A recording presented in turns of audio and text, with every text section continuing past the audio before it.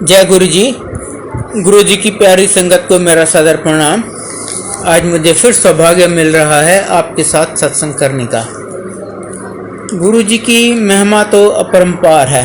वो तो यूं ब्लेसिंग्स लुटाते हैं, हम बहुत जल्दी रियलाइज करते हैं कि अरे हमारी झोली बहुत छोटी है, उनके हाथ बहुत बड़े हैं। यूं कदम कदम पे वो ब्लेस करते रहते हैं। आज मैं आपको कुछ छोटे इंसिडेंट्स बताता हूं जो कहने को तो छोटे होंगे पर उनकी इम्पोर्टेंस बहुत है।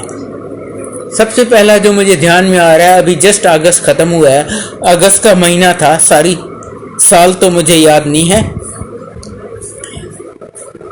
मंडे का दिन था, मैं बड़े मंदिर में थोड़ी सेवा कर रहा था। मुझे एक पेडिस्टल फैन शिफ्ट करना था just outside the main hall. Fan बहुत हेवी था और उस दिन बहुत बारिश हुई थी। जैसे ही मैंने फैन को अपनी तरफ खींचा, वो नीचे फ्लोर मार्बल, आर्टिफिशियल मार्बल है, कितना स्लिपरी है आप जानते हैं। वो मेरे दोनों पैर आगे स्लिप हो गए और मैं पीठ और सर के बल जाके गिरा। फैन बहुत हेवी था, मैंने अच्छी तरह पकड़ा हुआ था। फैन मेरे ऊपर, मैं तो वहीं दब गया। यहाँ से चारों तरफ से 2-4 सेवादार भागते आए, आके पहले फैन उठाया, फिर मुझे उठाया। कोई मेरे सर की मालिश कर रहा है, कोई मेरे पीठ की मालिश कर रहा है। कहते हैं अंकल आपको तो बहुत चोट लगी होगी। मैंने कहा नहीं, मुझे तो कुछ भी नहीं हुआ, जबकि मुझे बहुत सीवियर ऑस्टियोपोरोसिस है। जिस तरीके से मैं गिरा था, ये निश्चित है कि मेरी स्पाइन 2-4 जगह टूटती और मेरी बाकी जिंदगी इधर कोमा में या बिस्तरे पे गुजरती। पर मुझे कुछ भी नहीं हुआ, मैंने एक पेन किलर भी नहीं लिया। अब आप मोर इम्पॉर्टेंट पार्ट सुनिए। जब मेरे साथ ये हुआ just outside the main hall, मेरी अपनी आंटी मेन हॉल में ध्यान में बैठी हुई थी। उसे पता नहीं था मेरे साथ क्या हुआ है। वो ध्यान में देखती है कि गुरुजी मेन ड्राइववे में पैदल चल के आ रहे हैं और एग्जैक्टली जैसे मैं गिरा था गुरुजी गिर जाते हैं। तो वो गुरुजी को कहती है, गुरुजी अब तो हम लोगों को बचाते हैं, आज आप कैसे गिर गए? गुरुजी कहते हैं नहीं नहीं, मैं गिरा नहीं हूँ, आज बारिश है ना, आज मेरी संगत के बहुत लोग यहाँ गिरेंगे। मैंने उन सब का कष्ट अपने ऊपर ले लिया है। Can you beat it? ये हैं हमारे गुरुजी, अपने भक्तों की हर मुसीबत अपने ऊपर ले लेते हैं। मुझे केसेस जहाँ है पता है, जहाँ आंटी को ससुराल वालों ने जहर दे दिया, पूरी काली पड़ गई, 10 उल्टियां आई गुरुजी के पास। गुरुजी कहते हैं चल मेरे चरण दबा। उसने 5 मिनट गुरुजी के चरण दबाए होंगे और इन 5 मिनट में वो आंटी जैसी पहले थी, गोरी चिट्टी ब्यूटीफुल, वैसी हो गई और गुरुजी की टांग काली पड़ गई। और गुरुजी सारी रात दस्त और उल्टियां करते रहे, उसका सारा जहर अपने ऊपर ले लिया। जबकि गुरुजी कहते थे मैं आपका तो कोई भी बीमारी ठीक कर सकता हूं, पर मैं अपनी या अपने फैमिली मेंबर्स की नहीं कर सकता, वो मुझे सफ़र करना पड़ता है। इतना सारी रात गुरुजी ने सफ़र किया, वो उसका सारा जहर अपने ऊपर ले लिया। ये हैं हमारे गुरुजी। आप एक बार उनकी शरण आ जाएं और पर अपना उसके बाद विश्वास मत तोड़ने दीजिए, सब उन पे छोड़ दीजिए और आप बहुत जल्द देखेंगे कि आप जितना सोचते हैं उससे वो बहुत बहुत ज्यादा दे देते हैं, बिन मांगे बिन कुछ बताए। मैं आपको एक और छोटा सा छोटा सा इंसिडेंस बताता हूं। सितंबर 2017 का फ्राइडे का दिन था। मेरी बड़े मंदिर में सेवा होती है, लंगर सेवा की। मैं लंगर सेवा कर रहा था। सेवा करते करते मुझे ब्रेन स्ट्रोक हुआ था। मेरी आंटी डॉक्टर है, तो जैसे सिम्टम्स हुए कि सडनली मैंने रियलाइज किया कि मेरी लेफ्ट लेग में एकदम पावर नहीं है, लेफ्ट आर्म लटक रही है, मैं उसे उठा नहीं सकता और मैं बोल नहीं सकता, स्पीच मेरी गई। बहुत क्लियर सिम्टम्स कि ब्रेन स्ट्रोक हुआ है। मैंने सेवादारों को किसी तरह इंडिकेशन दिया कि भाई मुझे मेरी आंटी के यहाँ लेके चलो, जो कोई 3-4 मीटर के डिस्टेंस पे सेवा कर रही थी। सेवादार मुझे यहाँ लेके गए। अब देखिए गुरुजी की प्लानिंग। मेरे जो कर्म थे मुझे ब्रेन स्ट्रोक तो होना था, पर गुरुजी की प्लानिंग देखिए आप। गुरुजी कहते हैं मेरे भक्तों की जिंदगी में कुछ भी, कितना भी छोटा या बड़ा, बाय चांस नहीं होता, सब मेरी मर्जी से होता है। अब उनकी मर्जी और उनकी प्लानिंग देखिए। मैं ड्राइव नहीं करता, मेरी आंटी ड्राइव नहीं करती। अगर कहीं और ये हुआ होता तो हम ऐसा फंस जाते, जब तक एम्बुलेंस पहुंचती मेरे साथ पता नहीं क्या हो जाता, क्योंकि ब्रेन स्ट्रोक में एवरी मिनट काउंट्स। अब जितना जल्दी डॉक्टरों के हाथ में पहुंच गए उतना आपके रिकवरी के चांसेस ज़्यादा होते हैं। मुझे ऐसी जगह गुरुजी ने ब्रेन स्ट्रोक करवाया जहां चारों तरफ मेरे सेवादार हैं, और आप जानते हैं वो कितने हेल्पफुल हैं। वो मुझे मेरी आंटी के पास लेके गए। जैसे वो मुझे पकड़ के ले जा रहे थे, सामने से एक एम्स का रिटायर्ड डॉक्टर आ रहा था। वो तो मेरी चाल देख के समझ गया कि इसको ब्रेन स्ट्रोक हुआ है। गुरुजी की कृपा से उसके जेब में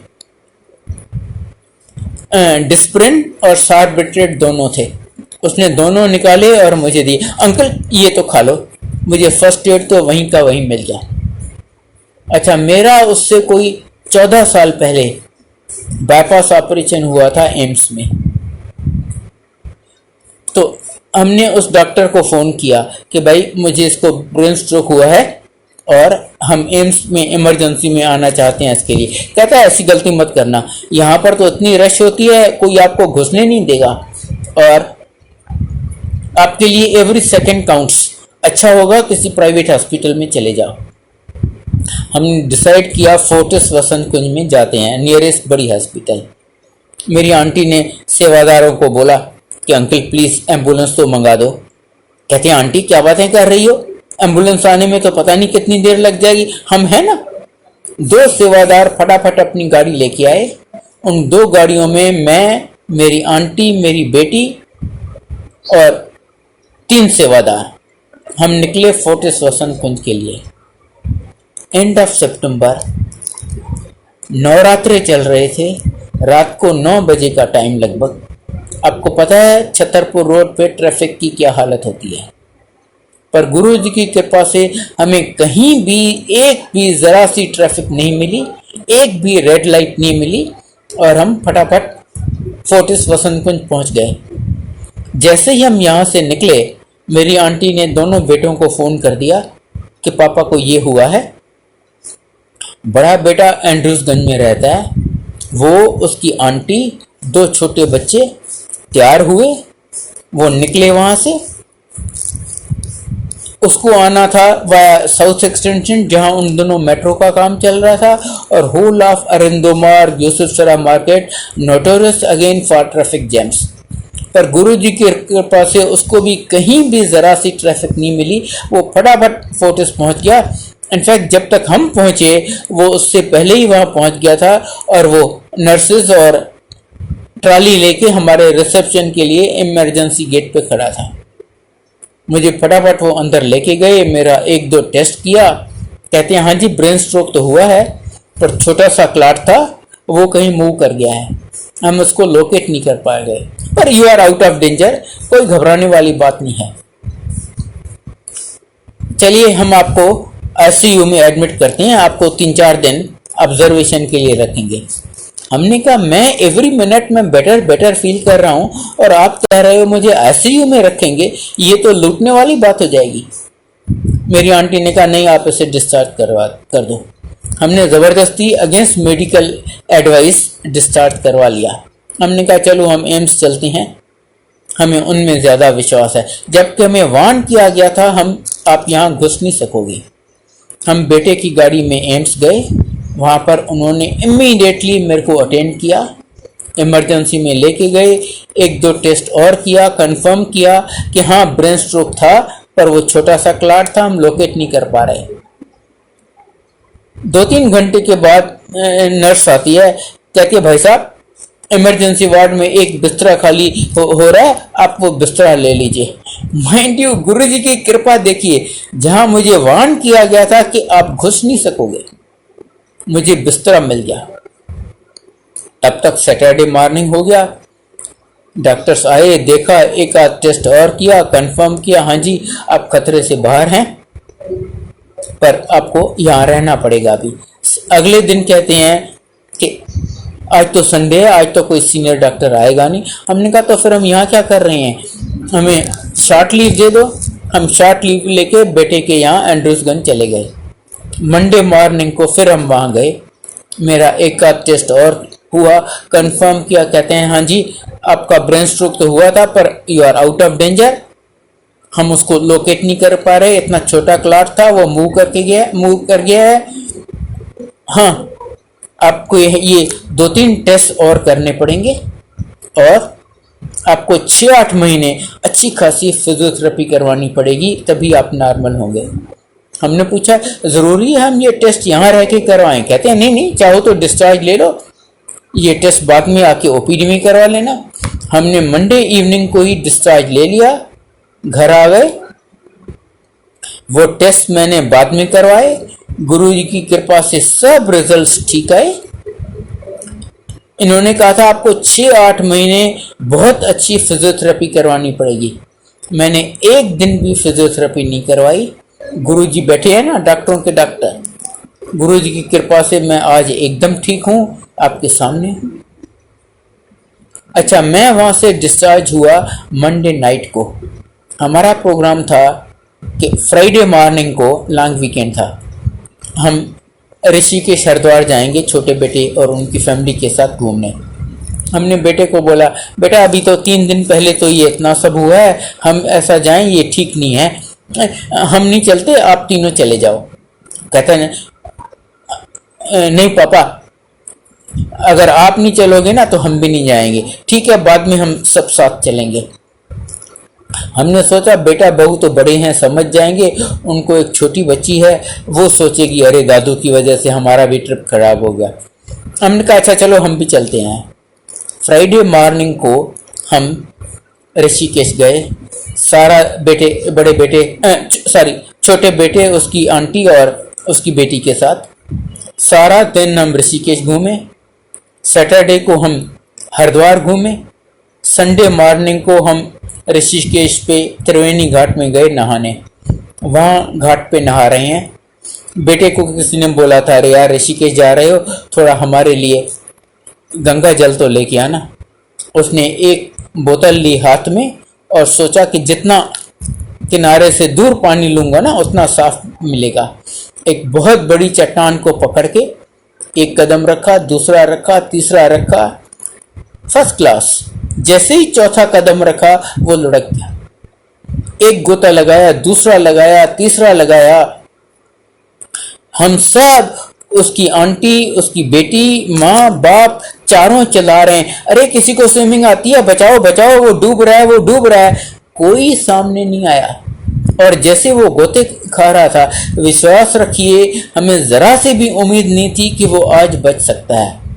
बस चिल्ला रहे हैं हम, किसी को ये वो नहीं आया कमेंट अकल कि भाई गुरुजी को याद कर लें, पर गुरुजी तो हमेशा अंग संग रहते हैं।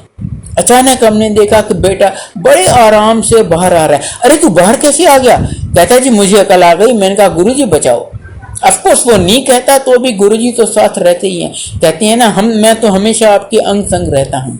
कहता है जैसे ही मैंने बोला गुरुजी बताओ, पता नहीं कैसे मेरे पैर के नीचे जमीन आ गई और वो बड़े आराम से बाहर आ गया, जैसे कुछ हुआ ही नहीं हो। बाद में हमने देखा कि वहां पर एक छोटा सा बोर्ड लगा हुआ था कि यहाँ पर रिवर बेड सडनली डाउन होता है, संभल के जाइए। और 2 दिन पहले वहां पर 3 लड़कों की मौत हो चुकी थी। गुरुजी यूं आपको हथेली पे उठा के रखते हैं, पल पल आपका ध्यान रखते हैं। हम सब बहुत भाग्यशाली हैं कि गुरुजी ने हमें अपनी शरण में ले लिया है। किसी आंटी ने गुरुजी से पूछा गुरुजी आप मेरा हाथ तो छोड़ नहीं दोगे? कहते हैं मेरे को तो ये चॉइस ही नहीं है, आप जब चाहो मेरा हाथ छोड़ सकती हो, पर मैंने अगर किसी भगत का एक बार हाथ पकड़ लिया मैं उसे कभी नहीं छोड़ता। इनफैक्ट कहते हैं गुरुजी कहते हैं कि मैं पृथ्वी पर जन्म लेके सिर्फ इसलिए आता हूँ, इस मनुष्य रूप में इसलिए आता हूँ ताकि जो पता है मेरे भगत पता नहीं कितने जन्मों से मेरे भगत रह चुके हैं, उनको इकट्ठा करने और उनको ब्लेस करने के लिए ही आता हूँ। एक बार एक आंटी आई गुरुजी के पास, कहती है गुरुजी आज तो मुझे ब्लेस कर दीजिए, मुझे आपकी ब्लेसिंग्स की बहुत ज़रूरत है। गुरुजी कहते हैं मैंने तो तेरे को 350 साल पहले भी ब्लेस किया था, अब बताइए 350 साल में कितने जन्म हो गए, आपको पता है या मुझे पता है? ये सिर्फ उनको पता है। इतने दयालु, इतने कृपालु गुरु, और ये वो द्वार है जहां पर आपको सब मिलता है, new life, health, wealth, happiness. बेटी की शादी करवानी है, मकान चाहिए, प्रमोशन चाहिए, नौकरी चाहिए, पासपोर्ट चाहिए, वीजा चाहिए, जो चाहिए आपको मिलता है। सिर्फ टाइमिंग और प्रायोरिटी गुरु जी की चलती है। वो नहीं देते जो आपको अच्छा लगता है, वो देते हैं जो आपके लिए अच्छा होता है, और उन्हें मुझसे बहुत ज़्यादा पता है कि मेरे लिए क्या अच्छा है, मुझे कौन सी चीज़ कब देनी है। हमने सब उनको देते हुए देखा है। एब्सोल्युटली इम्पॉसिबल केसेस में बच्चे दे देते हैं। मुझे केसेस पता है जहां आंटी को बच्चेदानी नहीं है, या फेलोपियन ट्यूब नहीं है, या पॉलीसिस्टिक ओवेरियन डिजीज है, उसे 50 डॉक्टरों ने कह दिया जी आपको बच्चा होने का सवाल ही नहीं पैदा होता, उसको भी बच्चा दे दिया। बड़ी से बड़ी बीमारी, और कुछ नहीं है तेरे को, वहम ना कीता कर, अब ठीक हो गए। यमराज आपकी आज्ञा के, उनकी आज्ञा के बगैर आपको छू नहीं सकता। मुझे केसेस पता है जहां यमराज, एम्पायर स्टेट में संगत चल रही है, यमराज आया, वो किसी अंकल को ले जाने लगा, गुरुजी कहते हैं देख ये मेरा भगत है तो उसे हाथ नहीं लगाएगा। यमराज कहता है गुरुजी आपको पता है इसका टाइम खत्म हो गया, आज मुझे इसे ले जाने दीजिए। नहीं, आज मैं तुम्हें किसी हालत में इसे नहीं ले जाने दूंगा।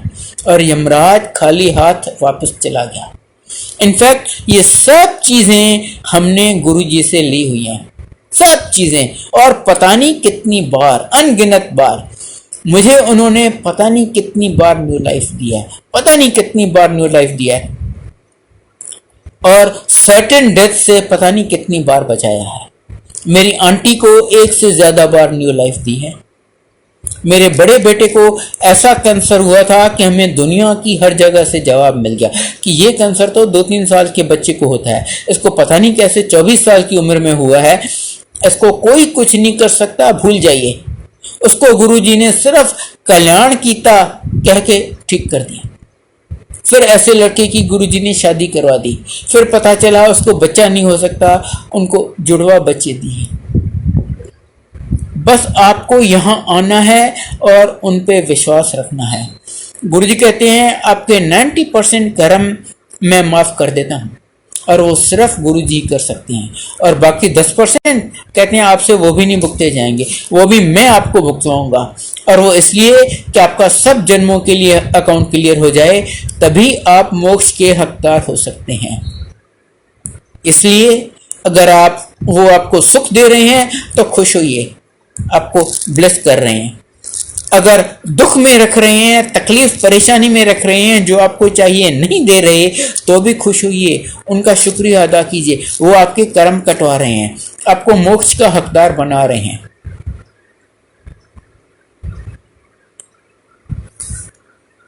इसीलिए शब्द आता है सुख होवे दुख होवे सदा शुक्र मनावा। बाकी उनको कुछ भी देने में देर नहीं लगती। मैंने आपको बताया हमने सब उनसे लिया हुआ है, पर वो पहले कहते हैं मैं आपके पहले कर्म कटवाऊंगा, नहीं तो आपको फिर वो कर्म कटवाने के लिए फिर जन्म लेना पड़ेगा, फिर 84 लाख की जूनियों में भटकना पड़ेगा। इसलिए उन पे थोड़ा सा विश्वास रखिए।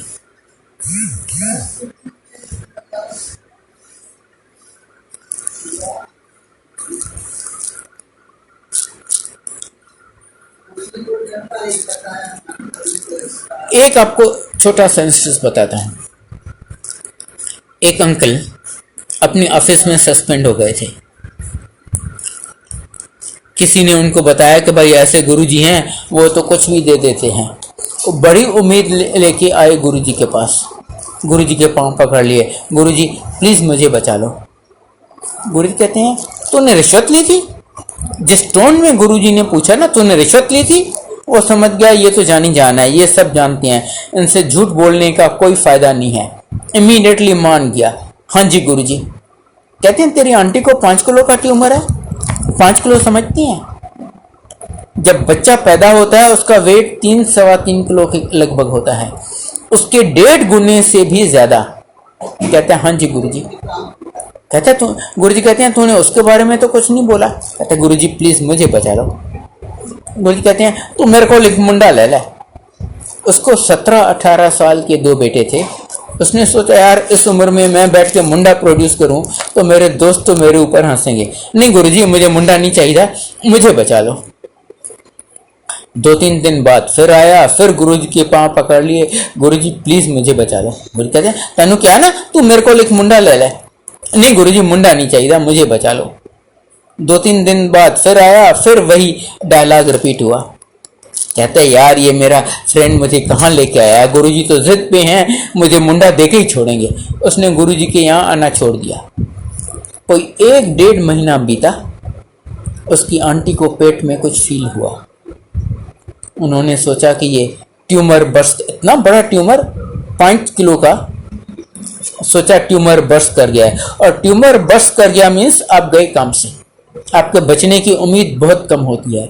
इमीडिएटली उसको रश किया हॉस्पिटल में, वहां पर उसका अल्ट्रासाउंड हुआ, सीटी स्कैन हुआ। कहते हैं जी शी इज 5 मंथ्स प्रेग्नेंट।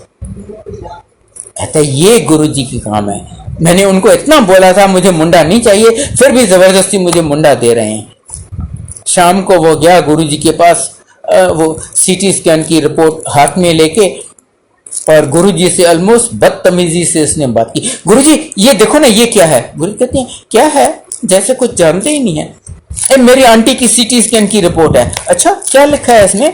कहते हैं शी इज 5 मंथ्स प्रेग्नेंट। अच्छा और वो ट्यूमर के बारे में क्या लिखा है? इसने देखा, कहता है गुरुजी ट्यूमर के बारे में तो कुछ नहीं लिखा। गुरु कहते हैं जा उनसे पूछ के यार ट्यूमर के बारे में क्यों नहीं लिखा। ये अगले दिन गया, डॉक्टर साहब आपने ट्यूमर के बारे में क्यों नहीं कुछ लिखा। डॉक्टर कहता है जी ट्यूमर हो तो हम लिखे ना, जो था वो हमने लिख दिया। ये शाम को आया गुरुजी के पास, गुरुजी ट्यूमर तो नहीं है। गुरुजी कहते हैं हुण तू डिसाइड कर ले, तेन ट्यूमर चाहिए या मुंडा चाहिए। आप समझ सकते हैं उसने क्या डिसाइड किया होगा। 4 महीने के बाद उसको मुंडा हुआ, जो गुरुजी ने पहले बोला था कि मेरे को एक मुंडा ले ले। और उसके कोई 6-8 महीने बाद वो अपने रिश्वत के केस में बरी हो गया, जबकि उसने खुद माना था कि उसने रिश्वत ली है। ये हैं हमारे गुरुजी, देते सब हैं, जो भी आपको चाहिए जो चाहिए वो देते हैं, पर शर्त ये कि वो आपके लिए अच्छा होना चाहिए। गुरुजी कहते हैं पहले मैं आपको लाइफ देता हूं, अगर लाइफ ही नहीं है तो और कुछ लेके क्या कर लोगे। उसके बाद हेल्थ, अगर लाइफ है पर आप ICU में पड़े हो, रोज 1-1.5 लाख का खर्चा हो रहा है, ऐसी लाइफ का कि 4 आदमी आपकी सेवा में लगे रहे हैं सारा दिन, तो ऐसी लाइफ का क्या फायदा। तो पहले लाइफ, फिर हेल्थ, फिर वेल्थ, फिर आपको जो और चाहिए। बेटी की शादी करवानी है, नौकरी चाहिए, पासपोर्ट चाहिए, व्हाटएवर, मिलता सब है, सिर्फ टाइमिंग और प्रायोरिटी उनकी चलती है। मैं आपको एक और छोटा सा इंस्टेंस बताता हूं, मेरे अपने ब्रदर का। मेरा सबसे, ये है अर्ली 2000 का, मेरा सबसे छोटा ब्रदर, वो 50 का भी नहीं था, उसको निमोनिया हुआ था। और निमोनिया तो छोटी चीज है, गुरुजी तो कैंसर को चुटकी में गुम कर देते हैं। मैंने गुरुजी को बताया, कुछ मांगा नहीं माइंड यू, सिर्फ बताया गुरुजी मेरे छोटे भाई को कैंसर हुआ है। इमीडिएटली कहते हैं उन्हें जान दे, उन्हें जान दे। मैं चकरा गया, मैंने कहा गुरुजी ने मेरे बेटे का कैंसर चुटकी में ठीक कर दिया था, निमोनिया इनके लिए क्या बड़ी चीज है। मैं तो यूं मेरा मुंह खुला, मैं उनकी तरफ देखने लग गया कि आज गुरुजी को क्या हुआ है। तो उन्होंने मुझे समझाया, कहते हैं अगर मैंने इसको बचाया तो ये अपनी फैमिली को फाइनेंशियली रुइन कर देगा। अब ये चीज मेरी समझ से बाहर थी। उस डेट को वो अपनी फैमिली का ओनली अर्निंग मेंबर था। उसकी वाइफ हाउस वाइफ थी, नॉट वर्किंग। बेटा इंजीनियरिंग कॉलेज में, बेटी 11वीं या 12वीं में।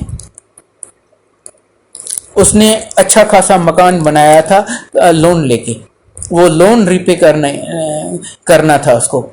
मैंने कहा ये तो अगर मर गया तो इसकी फैमिली को तो भीख मांगनी पड़ेगी। पर गुरुजी कहते हैं नहीं, अगर मैंने इसको बचाया तो ये अपनी फैमिली को फाइनेंशियली रुइन कर देगा। और 3-4 दिन के अंदर वो मर गया। आज उसका बेटा इंजीनियर है, मैरिड, बाल बच्चे, well settled in Australia, in Melbourne. बेटी उसने पढ़ाई खत्म कर ली, शादी हो गई, वेल सेटल्ड इन ऑस्ट्रेलिया। और माँ बेटे के साथ मेलबर्न में रह रही है, ऑस्ट्रेलिया में। अब उस दिन मैं ये सोच भी नहीं सकता था कि ये कैसे हो सकता है, पर ये हुआ। गुरुजी को हमसे बहुत ज्यादा, वो तो त्रिकालदर्शी हैं, वो तो मेरा पास्ट, प्रेजेंट और फ्यूचर जानते हैं। उन्हें पता था उसके लिए क्या अच्छा है, कौन सी चीज कब देनी है। तो मेरी आपसे यही विनती है कि बस गुरुजी के पास आते रहिए और उनकी ब्लेसिंग्स लेते रहिए। और प्लीज उनसे कभी कुछ मांगिएगा मत, क्योंकि मैं मांगूंगा तो अपनी हैसियत के मुताबिक, वो देंगे तो अपनी हैसियत के मुताबिक। कहाँ उनकी हैसियत, कहाँ मेरी हैसियत, जमीन आसमान का फर्क है। दूसरा, जो चीज आप मांग के लेते हैं वो टेम्पररी होती है, वो हमेशा आपके पास नहीं रह सकती, आज नहीं तो कल वो आपको लौटानी पड़ती है। और तीसरा एंड मोस्ट इम्पॉर्टेंट, आपको पता ही नहीं जो आप मांग रहे हैं वो आपके लिए अच्छा है या नहीं है। जैसे मैं अपने ब्रदर की लाइफ मांग रहा था उनसे, इनडायरेक्टली, ऑफकोर्स मैंने बोला नहीं मुंह से, पर मेरा मतलब तो यही था। पर उन्हें पता है उसके लिए क्या अच्छा है, उनकी जजमेंट पे छोड़ दीजिए।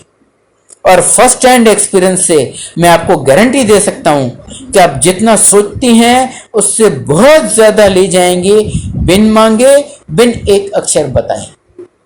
मे Guruji bless each one of you. आप सब पे गुरुजी की कृपा हमेशा बनी रहे। जय गुरुजी, जय गुरुजी, जय गुरुजी।